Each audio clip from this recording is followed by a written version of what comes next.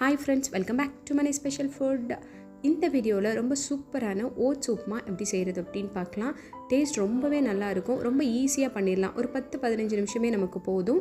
நல்லா நமக்கு தேவையான வெஜிடபிள்ஸ் எல்லாம் சேர்த்து ரொம்ப அழகாக அந்த ஓட்ஸ் உப்புமா செய்யலாம். ரொம்ப ஈஸியாகவும் செய்யலாம். ரொம்ப ஹெல்த்தியான ரெசிபியும் கூட. இப்போ நம்ம எப்படி செய்கிறது அப்படின்னு பார்ப்போம். ஃபஸ்ட்டு நான் இங்கே ஒரு பேன் அடுப்பில் வச்சுட்டு அது சூடானதும் அதில் 1 கப் ஓட்ஸ் சேர்த்துக்கிறேன். இந்த ஓட்ஸை நம்ம லைட்டாக வறுத்து எடுத்துப்போம். ஒரு 5 நிமிஷம் மிதமான சூட்டில் வச்சு நம்ம வறுத்து எடுத்தோன்னா போதும். இப்போ ஓட்ஸ் ஓரளவுக்கு நல்லா வறுப்பட்டுருச்சு. இப்போ நான் ஸ்டவ்வை ஆஃப் பண்ணிவிட்டு இதை எடுத்து ஒரு பிளேட்டில் கொட்டி வச்சிடுறேன். அது ஆறட்டும். திரும்பவும் இந்த கடாயை அடுப்பில் வச்சுக்கிறேன். இதில் ஒரு 2 ஸ்பூன் கிட்ட ஆயில் சேர்த்துக்கிறேன்.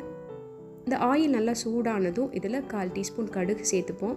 இந்த கடுகு நல்லா பொரிஞ்சதும் நான் இங்கே ஒரு கையளவுக்கு முந்திரி பருப்பு சேர்த்துக்கிறேன். இந்த முந்திரி பருப்பு சேர்க்குறது பார்த்திங்கன்னா ஆப்ஷனல் தான். இது சேர்த்தோன்னா கொஞ்சம் ரிச்சாக சாப்பிடும்போது இன்னுமே டேஸ்ட்டாக இருக்கும். அதனால் நான் சேர்த்துருக்கேன்.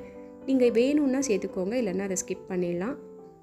அடுத்து இது கூட ஒரு பெரிய வெங்காயம் பொடியாக கட் பண்ணது, 3 பச்சை மிளகாய், காரத்துக்கு ஏற்ற அளவுக்கு மிளகாய் சேர்த்துக்கலாம். 1 கப் ஓட்ஸுக்கு இந்த 3 பச்சை மிளகாய் காரமே கரெக்டாக இருக்கும். இது கூட ஒரு சின்ன துண்டு இஞ்சியை பொடியாக கட் பண்ணி அதையும் சேர்த்து நல்லா வதக்கி விட்டுக்கலாம். இப்போ இது எல்லாம் நல்லா வதங்கட்டும். இங்கே ஓரளவுக்கு இப்போ இது எல்லாம் நல்லா வதங்கின பிறகு ஒரு மீடியம் சைஸ் தக்காளியை பொடியாக கட் பண்ணி இது கூட சேர்த்துக்கிறேன். அதையும் சேர்த்து நல்லா வதக்கி விட்டுப்போம். இது கூட ஒரு கையளவுக்கு கருவேப்பிலை இலையும் சேர்த்து வதக்கி விட்டுப்போம். இப்போ இங்கே பார்த்திங்கன்னா ஓரளவுக்கு தக்காளி, வெங்காயம் இது எல்லாமே கொஞ்சம் வதங்கியிருக்கு. இப்போ இது கூட நம்ம காயெல்லாம் சேர்த்துக்கலாம். நான் இங்கே ஒரு கேரட்டை சின்ன சின்ன பீஸாக கட் பண்ணி வச்சுருக்கேன். அதை சேர்த்துக்கிறேன்.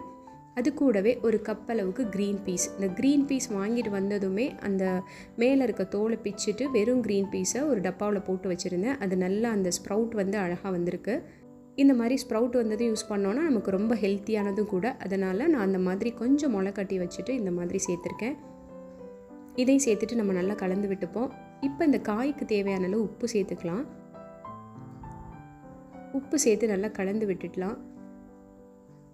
உப்பு சேர்த்து நம்ம ஒரு 2 நிமிஷம் இந்த ஆயிலில் இந்த காயெல்லாம் வதக்கிக்கிட்டோன்னா நமக்கு டேஸ்ட் இன்னும் கொஞ்சம் நல்லாயிருக்கும். அந்த பச்சை வாசனை போயிட்டு.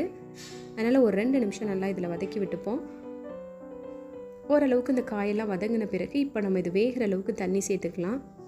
நான் இந்த டம்ளர்னால 3 டம்ளர் தண்ணி சேர்த்துக்கிறேன். 1 கப் ஓட்ஸுக்கு 3 டம்ளர் நம்ம தண்ணி சேர்த்துக்கலாம். இந்த காய் வெந்துட்டு மீதம் இருக்க அந்த தண்ணியில் அந்த ஓட்ஸ் சேர்த்தோம்னா கரெக்டாக இருக்கும். இப்போ இதை நம்ம கலந்து விட்டுட்டு அப்படியே மூடி வச்சிடலாம். அடுப்பை மீடியம் ஃப்ளேமில் வச்சு ஒரு 5-7 நிமிஷம் விட்டாலே நமக்கு இந்த க்ரீன் பீஸும் இந்த கேரட் எல்லாமே கொஞ்சம் நல்லாவே வெந்துடும். இப்போ இங்கே பாருங்கள், இந்த காயெல்லாம் நமக்கு நல்லா வெந்துருச்சு. இப்போ நம்ம இது கூட ஓட்ஸ் சேர்த்துக்கலாம். நான் இங்கே வறுத்து எடுத்து வச்சுருந்தேன். அந்த ஓட்ஸ் எடுத்து இது கூட சேர்த்துக்கிறேன்.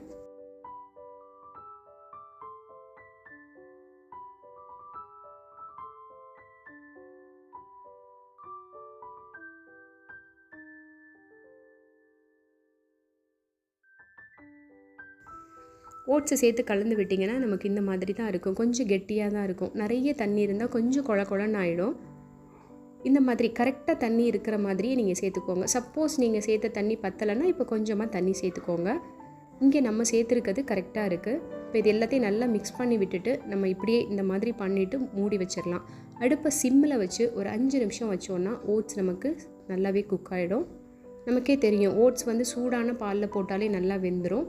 அதனால் இதுக்கு தண்ணி எல்லாம் எக்ஸ்ட்ரா தேவையில்லை நமக்கு. நல்லா இந்த மாதிரி மிக்ஸ் பண்ணி விட்டுட்டு ஏற்கனவே நம்ம கொஞ்சம் உப்பு சேர்த்துருந்தோம். இப்போ ஓட்ஸ் போட்டிருக்கோம், இதுக்கு உப்பு அளவு பத்தாது. அதனால இன்னும் கொஞ்சம் உப்பு சேர்த்து கலந்து விட்டுட்டு நான் மூடி வச்சிடுறேன். அடுப்பை லோ ஃப்ளேமில் வச்சு ஒரு 5 நிமிஷம் இந்த மாதிரி வச்சா போதும். இப்போ நமக்கு சூப்பராக இங்கே ஓட்ஸ் ரெடி ஆகிடுச்சு. 5 நிமிஷம் ஆன பிறகு நான் ஸ்டவ் ஆஃப் பண்ணிவிட்டு பேன் எடுத்து கீழே வச்சுருக்கேன். பாருங்கள், நமக்கு ரொம்ப சூப்பரான ஓட்ஸ் உப்புமா அழகாக ரெடி ஆகிடுச்சு. நம்ம ரொம்ப ஈஸியாக செய்யக்கூடிய ஒரு ரெசிபி இது. ரொம்ப ஹெல்த்தியான ரெசிபியும் கூட. இப்போ இது கூட ஒரு 2 டீஸ்பூன் நெய் சேர்த்துக்கிறேன். நம்ம வீட்டில் இருக்க எல்லாருக்குமே நெய் சேர்த்தா ரொம்ப பிடிக்கும். அதனால் நான் ஒரு 2 டீஸ்பூன் கிட்ட நெய் சேர்த்துட்டு இதை சர்வ் பண்ணுறேன். பாருங்கள், ரொம்ப ஈஸியாக அழகாக நமக்கு இந்த ஓட்ஸ் உப்புமா ரெடி ஆகிடுச்சு. நீங்களும் ஒரு டைம் இந்த மாதிரி ஓட்ஸ் உப்புமா ட்ரை பண்ணி பாருங்கள். இந்த வீடியோ பிடிச்சிருந்ததுன்னா மறக்காமல் மனை ஸ்பெஷல் ஃபுட்டுக்கு லைக் பண்ணுங்கள். இன்னும் சப்ஸ்கிரைப் பண்ணலன்னா சப்ஸ்கிரைப் பண்ணுங்கள். இதே மாதிரி வேறு ஒரு நல்ல ரெசிபியோடு நம்ம அடுத்த வீடியோவில் பார்க்கலாம்.